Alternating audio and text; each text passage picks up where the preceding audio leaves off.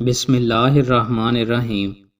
رسول اللہ صلی اللہ علیہ وآلہ وسلم نے ارشاد فرمایا، قیامت کے دن جنت کی طرف سب سے پہلے وہی لوگ بلائے جائیں گے جو ہر حال میں اللہ تعالیٰ کی حمد کرتے ہیں۔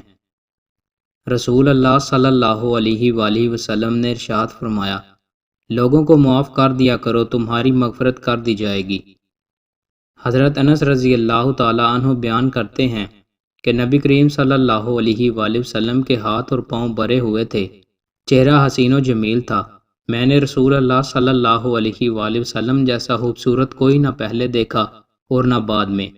رسول اللہ صلی اللہ علیہ وآلہ وسلم کی ہتھیلیاں کشادہ تھیں۔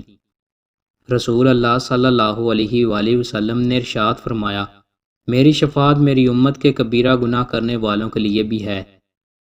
رسول اللہ صلی اللہ علیہ وآلہ وسلم نے ارشاد فرمایا، حسین مجھ سے ہے اور میں حسین سے ہوں، اللہ پاک دوست رکھے اسے جو حسین کو دوست رکھے۔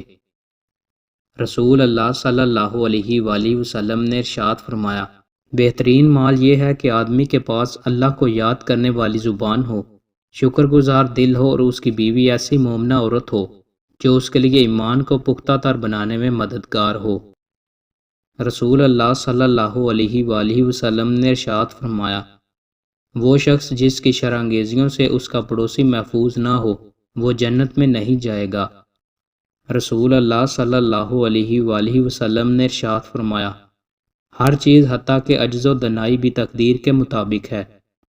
رسول اللہ صلی اللہ علیہ وآلہ وسلم نے ارشاد فرمایا کہ اگر عورت اپنے شوہر سے ناراضگی کی وجہ سے اس کے بستر سے الگ تھلگ رات گزارے تو فرشتے اس پر اس وقت تک لعنت بھیجتے ہیں جب تک وہ اپنی اس حرکت سے باز نہیں آ جاتی۔ دوستوں، مزید اچھی ویڈیوز کے لیے ہمارے چینل کو سبسکرائب لازمی کریں۔ بہت شکریہ۔